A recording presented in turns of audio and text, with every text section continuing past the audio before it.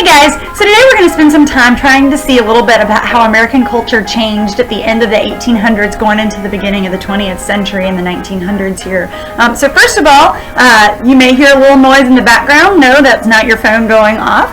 There's actually some music playing for you. So for just the beginning here, I want to give you a second to listen to some of this music and see what it sounds like.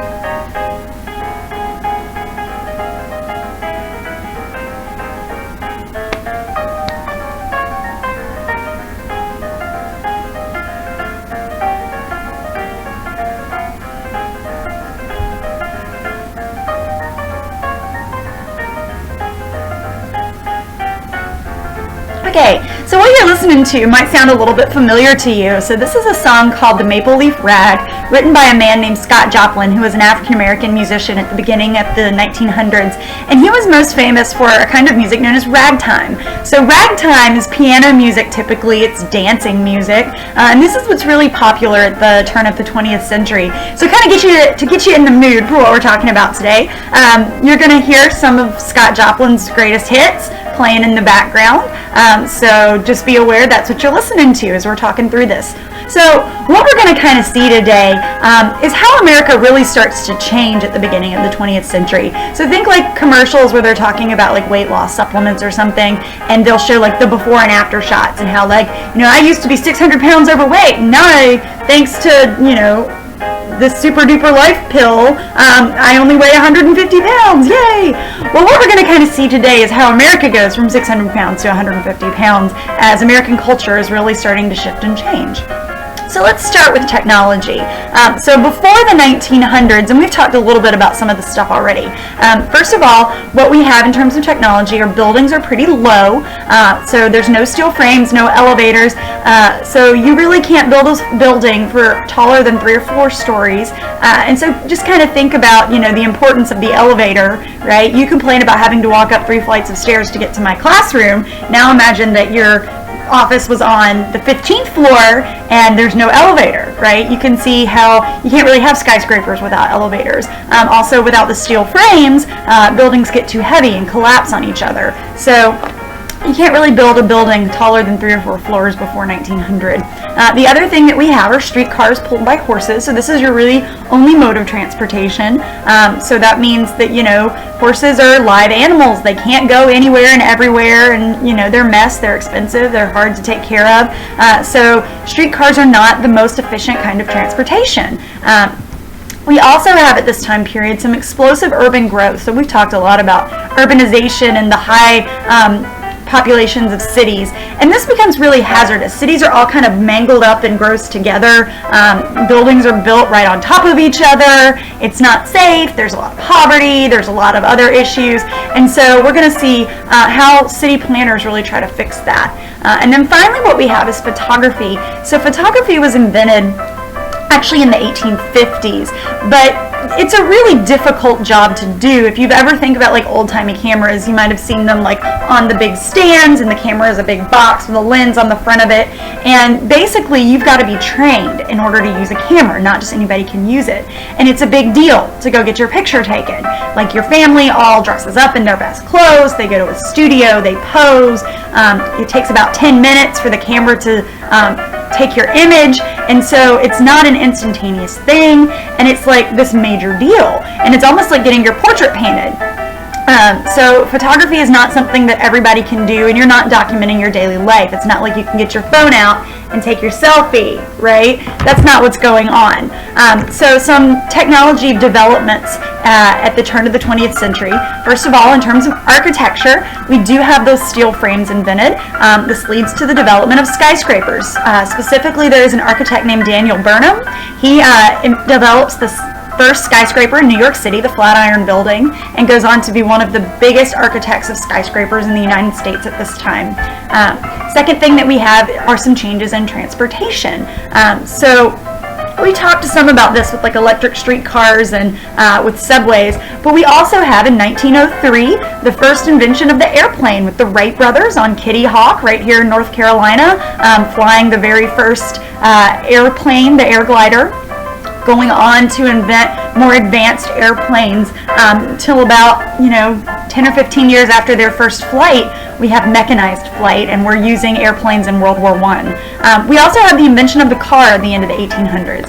Now, most people cannot afford a car yet. Cars are really only for the wealthy, but they are this new mode of transportation. The horseless carriage is what it's called. The next thing that we have is urban planning.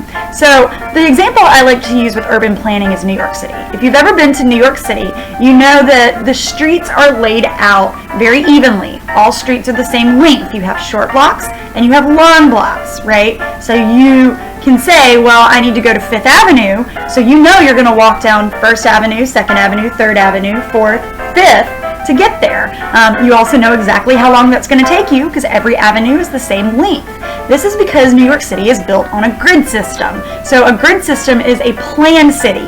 Rather than just building where you build, you actually plan out, this is going to be the length of my street, this is going to be how long or how short it's going to be. We also have the development of planning parks. So if you think about all the cramped conditions in cities, basically they wanted to bring a little bit of the country into city. So we have these parks that get planned. So think about Central Park in the middle of New York, right? Central Park is designed by a man named Frederick Law Olmsted, and he becomes one of the most famous park designers in the United States at the time. He actually also designed the landscaping of the Biltmore Estate. So if you've ever been up to Biltmore in Asheville, North Carolina, you have seen some of his work. Then it just kind of allows for, more nature to be in these big crowded cities and cleans up the cities a little bit more. The next thing that we have is photography. So at the beginning of the 1900s, a man named George Eastman develops a personal camera, the Kodak camera. And this camera is easy to use, it's portable, and it allows more people to be able to use the camera. You can now take pictures of your family at home. You can take candid shots. This also allows for the growth of photojournalism. So you have journalists going out and taking pictures of what's going on in the streets of, think about Jacob Riis when we talked about how the other half lives. He's taking photographs of what it's like to live in the tenements. So you can take these faster pictures and more candid pictures. You can take shots in motion rather than having to sit perfectly still for 20 minutes. You can take a picture of somebody riding a horse or riding a bicycle. So this is a really big development in photography, and it makes it more of a family or a personal kind of thing. The last development we have is in printing. So printing, in terms of newspapers, develops a whole new printing press that allows you to bang out machines at a much faster pace.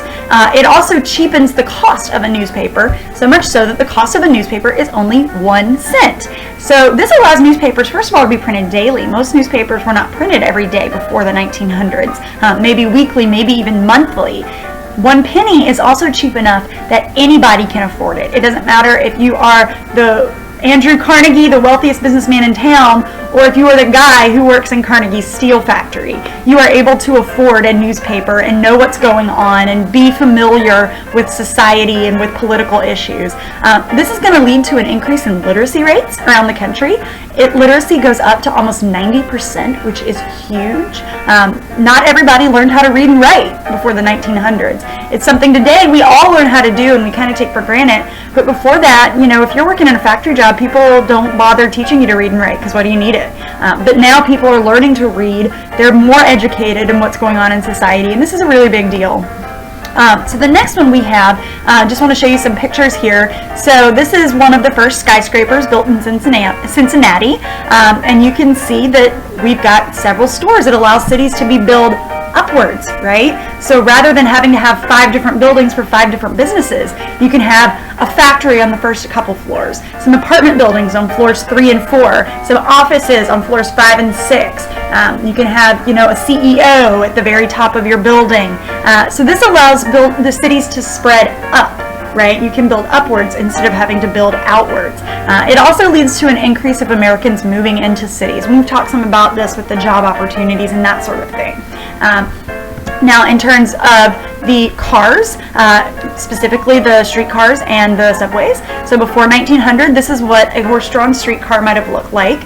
Again, it's not something that you can go very long distances in. It's something that's dirty. However, after 1900, with the electric streetcars, what you can do is spread outwards, right? So rather than suburbs being able to, or rather than having to live in the city so that you're close to work, you can live in the suburbs. So cities can spread out. You can start to commute into the city for your job rather than having to live so far away or so close. You can live further away because you can travel longer distances.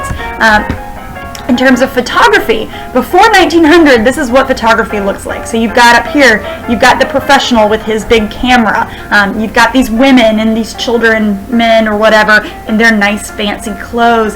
And like, look at this woman down here. It almost looks like she's posing for a painting, right? So she's very still, very proper, right? So again, this is a professional activity. It's something you go to a studio, you pay someone to do. However, this is George Eastman, and this is the camera, so you can see it's a much more portable camera rather than being on a big tripod. So now people can take pictures more like this.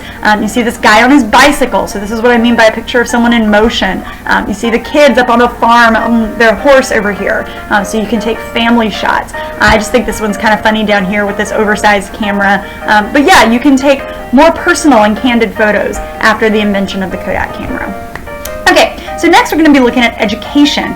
So before the 1900s, education is really something that's limited to the wealthier classes. There is no public school during this time period. In fact, most children in this time only had about 4 years of education. So you might only go to school through the 3rd or 4th grade. And after that point, you might have to go work in a factory or work in a coal mine to support your family. Literacy rates are pretty low. Very, very few went to high school, if any at all. In the lower classes of society, there are just not a lot of opportunities offered to you in terms of education. However, in the turn of the 19th century, or the turn of the 20th century, we passed laws that make education public for the first time, so you don't have to pay, and mandatory. So we start with elementary education and becomes mandatory from the ages of 8 to 14. So this is something that's still in the books today, except today it's the ages of 5 to 16. So now students are required to go to school rather than being able to work in the factories, and they get more of an education. We also have the development of kindergarten. Kindergarten is a relatively new grade. In fact, even until the late 60s and 70s, kindergarten was not mandatory. My mom, for instance, did not go to kindergarten. She was the oldest of her siblings, and she did not go to kindergarten. And her sister, my aunt, was jealous that my mom got to go to school, so my aunt actually went into kindergarten the same time my mom went into 1st grade, so that she could go to school with my mom. So kindergarten is something that kind of gets kids off on the right foot. In terms of high school education, now we're going to have more people encouraged to go to high school. So because they've had an elementary education that lasted more than 4 years, a lot of them move on to high school. And so half of those kids that go to elementary school end up attending high school. And in high school, it allows you to go deeper into education. They can add more classes in sciences, in civics and humanities, so like history classes. They can add vocational classes to teach you skills. So if you think about like CTE classes that we have today that teach computer skills and that sort of thing. So these are the kind of classes that are going to be offered. We also start to offer public education for immigrants, and the focus of this education is going to be on Americanization. So there are definitely some pros and cons to this. When you think about pros, a lot of these immigrants came to this country not knowing English, not knowing American culture, so forcing them into an American education or giving them an American education allows them to kind of learn more about the country that they're going to.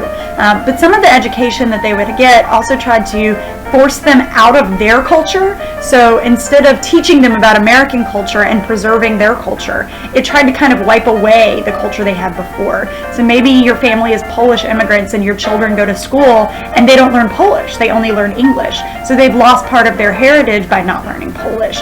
So there are definitely some pros and cons here. We also have development of more universities during this time period, so that's a pretty big deal as well. In terms of for African Americans, education is a little bit different.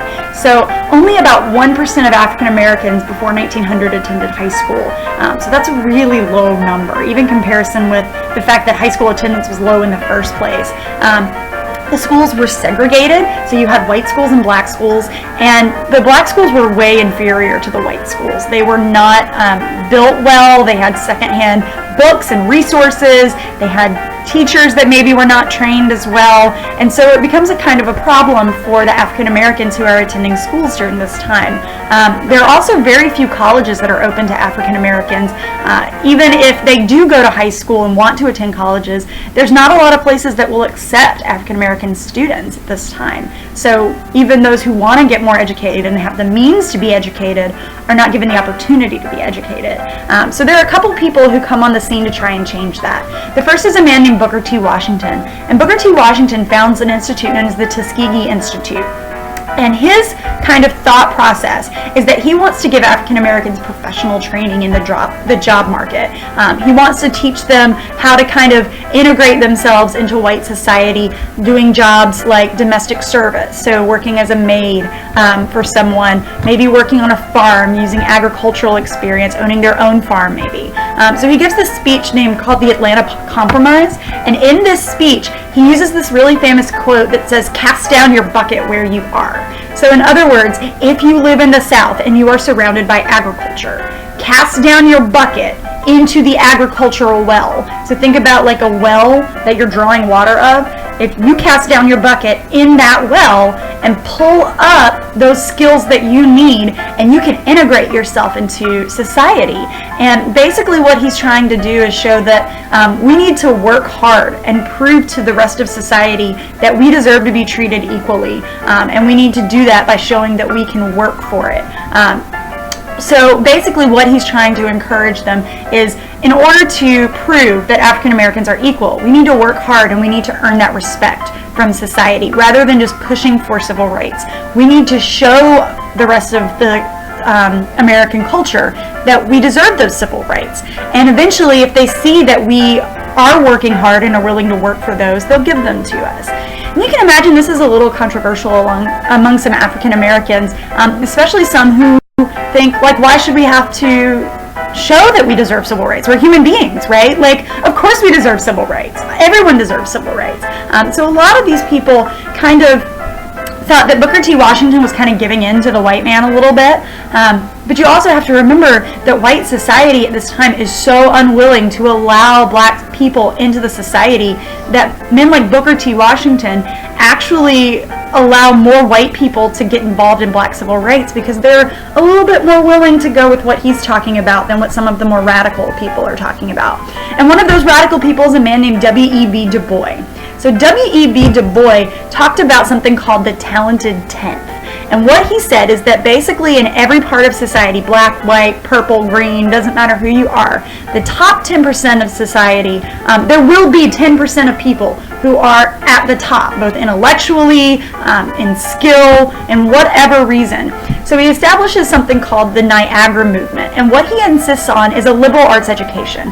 He says that these talented 10th, those top of society, should be able to study philosophy, foreign languages, science, literature, and they should be able to prove that, like, look, we are just as intelligent and intellectual as anyone else can be. And so he's trying to push for more education for African Americans in this time period. One of them is voting issues. So after the Civil War in 1865 to 1877, the 15th Amendment is passed, right? So the 15th Amendment gives African Americans the right to vote. And during Reconstruction, a lot of African Americans were able to exercise that right. They went to the voting booth. Some of them even ran for office in state government. One even was a local in federal government. We have one man who's even the governor of Virginia. However, after 1877, a lot changes for African Americans. There are some restrictions put on voting during this time period, namely the poll tax, the literacy test, and the grandfather clause. So these are actually put into place just after Reconstruction. The poll tax means that if you want to go vote, you have to pay money in order to vote.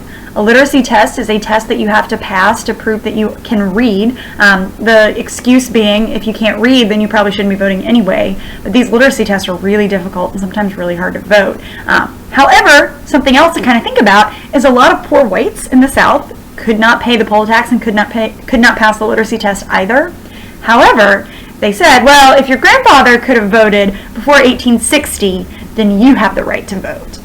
So this is the grandfather clause. So think about what that's saying, before 1860. So before the Civil War, right? If your grandfather can vote, you can vote.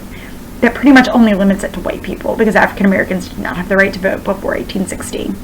So with these new restrictions, a lot of African Americans are unable to vote. This is a term called disenfranchisement. So disenfranchisement means that they are taking away your right to vote. So it went from the Civil War and during Reconstruction, where African Americans were exercising their right, to at this time period, African Americans are unable to vote because they can't pay, they can't pass the literacy test. Sometimes they are even threatened by, like, the Ku Klux Klan saying that if you try to go vote, we're going to kick you out.